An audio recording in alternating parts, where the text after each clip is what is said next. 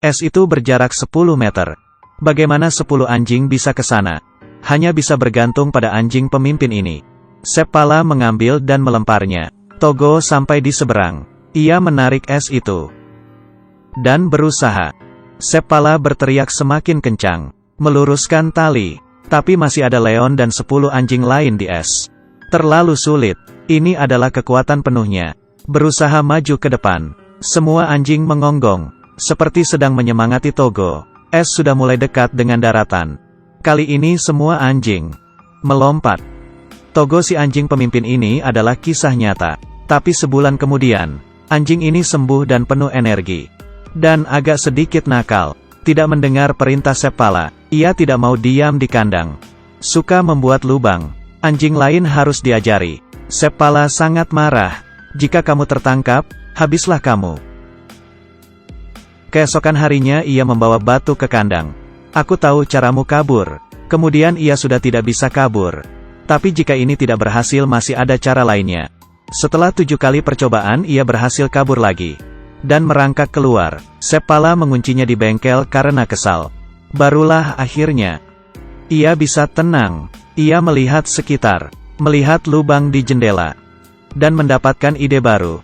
Berencana kabur dari bengkel. Melalui jendela. Ia memanjat dan melompat dengan lincah. Berhasil kabur lagi. Seringkali tidak patuh. Membuat Seppala murka. Dia pun memberikan anjing itu ke orang lain. Tapi pemilik barunya menyuruhnya diam.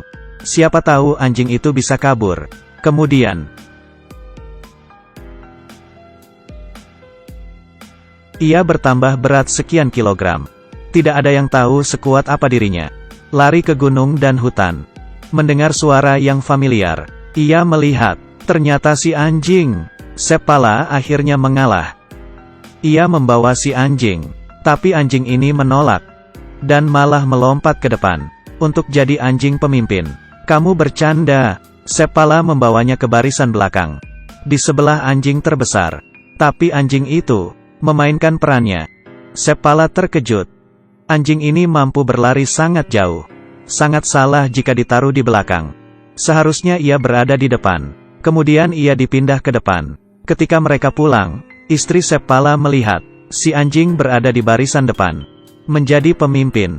Si anjing yang dulu sakit, yang tidak disukai Seppala, akhirnya membuktikan kekuatannya. Seppala memberitahu istrinya dengan gembira. Dia bukanlah anjing seluncur tapi anjing pemimpin. Ia menatap. Ia pun menamai anjing itu Togo. Semenjak itu Togo selalu berada di depan. Mengikuti kompetisi. Tapi cobaan terberat adalah ketika Togo berusia 12 tahun. Itu adalah umur yang termasuk tua untuk anjing. Penyakit difteri mewabah kota Seppala tahun ini. Anak-anak banyak yang terinfeksi. Obatnya berada di kota berjarak 400 mil dari kota Seppala. Musim dingin akan datang. Dan akan ada badai salju. Pesawat tidak bisa melintas. Kali ini sangat berbahaya. Mereka harus mengambil obat menggunakan seluncur yang ditarik anjing. Melewati 400 mil. Tugas ini sangatlah sulit. Karena mengancam nyawa. Istrinya melarang Seppala untuk membawa Togo. Dia sudah terlalu tua. Tapi Seppala berkata, jika aku tidak membawa Togo, aku bisa saja tidak kembali. Sebelum pagi hari, Seppala akan berangkat. Istrinya mengantarnya pergi. Ia menghampiri Togo. Berkata sambil melihatnya.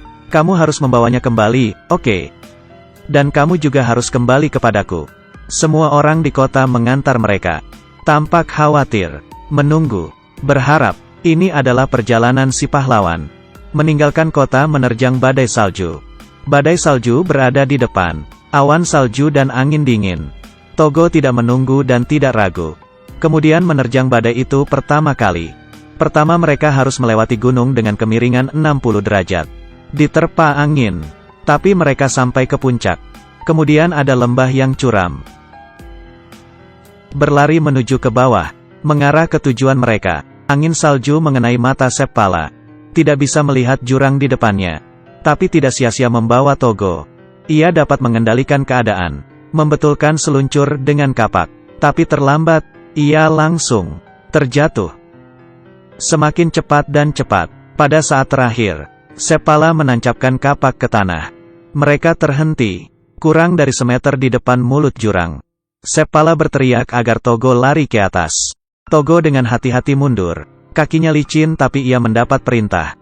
Membalikkan badan dan pergi ke atas. Anjing sisanya menunggu. Togo akan memanjat naik, dan ia harus memanjat dengan anjing lainnya. Timnya mulai mendaki perlahan. Tapi mereka tidak berhenti. Akhirnya bekerja. Membuat Seppala senang. Tapi melihat kaki Togo yang terluka, ia khawatir. Tidak ada waktu yang tersisa bagi mereka.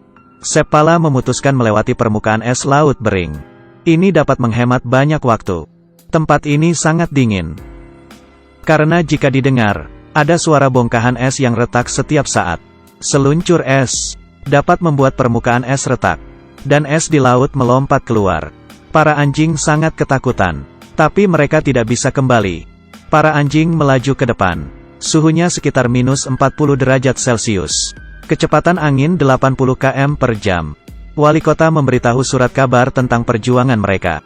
Berlomba dengan waktu. Membuat orang terkejut. Mereka khawatir apakah obat difteri itu bisa diambil tepat waktu. Dan apakah mereka bisa selamat. Mendapat ide dari masyarakat. Mereka berencana menggunakan sistem estafet seluncur. Membantu Seppala. Tapi mereka tidak menyangka. Seppala akan menyeberangi selat lautan. Kecepatan Seppala melebihi perkiraan mereka. Tim estafet tidak dapat menyamai laju mereka. Maka perjalanan ini sia-sia. Seppala meluncur melewati angin dan salju seharian. Semangatnya sangat tangguh. Ia hanya bisa meluncur bersama Togo. Kemudian ada tim yang melewati mereka. Melihat mereka dan menyusul. Berteriak, obatnya ada padaku. Tapi badai salju membuat suara tidak terdengar. Ia melihat mereka semakin menjauh. Selesai sudah. Menunggu itu siapa? Tapi ia kembali. Obat penyelamat itu diserahkan kepada Seppala. Keesokan harinya, Seppala mengambil jalur yang sama. Melalui selat. Kapten berkata padanya agar tidak melakukannya. Tapi ia tidak mendengar. Perjalanan kali ini lebih berbahaya daripada sebelumnya. Retakan pada permukaan es sangat terlihat. Togo berlari seperti angin. Tapi semakin cepat mereka berlari, es semakin cepat retak. Tidak lama permukaan es sudah hancur. Dan ombak mulai mengangkat retakan es itu. Es yang licin. Anjing-anjing itu berdiri dengan tidak seimbang. Masih berlari. Seppala melihat. Sebongkah es jatuh, membuat ombak besar. Jangan melihat ke belakang, dan berlari.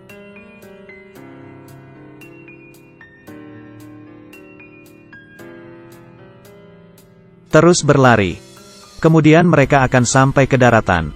Tapi, es yang mereka pijak, berjarak sekitar 10 meter dari daratan. Hanya 10 meter. Tidak bisa dilewati anjing. Seppala menggendong Togo. Dan tidak peduli apa yang terjadi. Maafkan aku. Melempar Togo. Togo sampai ke daratan. Kemudian harus menarik bongkahan es. Dan di es itu ada Seppala dan 10 anjing. Membuat beban pada tubuhnya. Sangat kasihan. Tapi ia tidak berhenti. Majikan dan saudaranya berharap padanya. Bongkahan es itu semakin mendekat. Mereka melompat. Togo sangat hebat. Ketika mereka sampai di pos selanjutnya, seorang wanita sedang mengelus Togo. Menangis.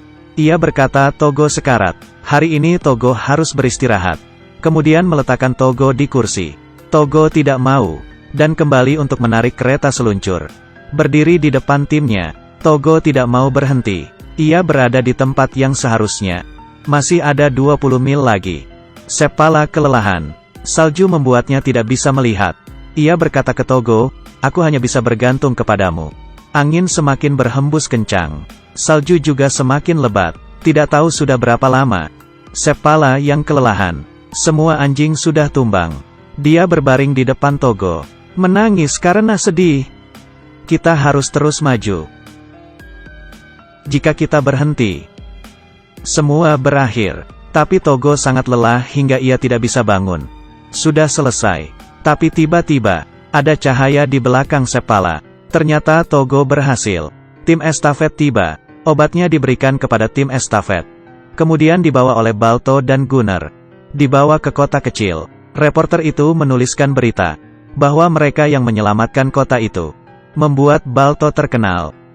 Balto dikenal di Amerika, sampai ada patung Balto di Central Park, New York. Dan pahlawan sesungguhnya sedang sekarat. Melihat Togo, Seppala merasa bersalah. Ia keluar dan menangis. Akulah yang membuat Togo seperti ini. Aku tidak bisa memaafkan diri sendiri. Seppala akan keluar untuk beberapa hari. Ia tidak bisa membiarkan Togo bekerja lagi. Seperti saat kecil, Togo selalu bisa mencari Seppala dan keluar rumah, lari dengan cepat menghampiri Seppala. Walau kakinya terluka, tapi ia tidak bisa berlari selamanya. Seppala mendengar suara yang akrab. Ia berbalik, seperti melihat Togo 12 tahun lalu. Kaki dan ekornya tidak bisa diam.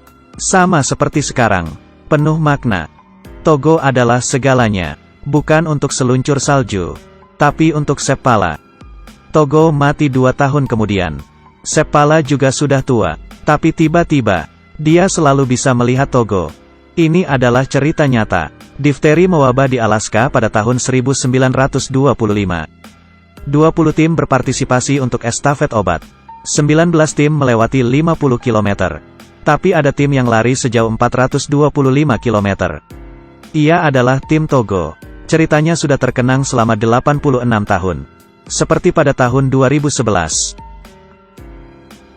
Togo lemah dan sakit-sakitan, tapi melepas kekangan takdir dengan usahanya sendiri. Membuat keajaiban. Ia ditolak oleh pemiliknya, tapi terus berlari kembali, tanpa henti. Seperti kata orang, anjing yang baik. Mereka mungkin tidak bisa terus bersamamu, tapi mereka akan menghabiskan hidupnya bersamamu.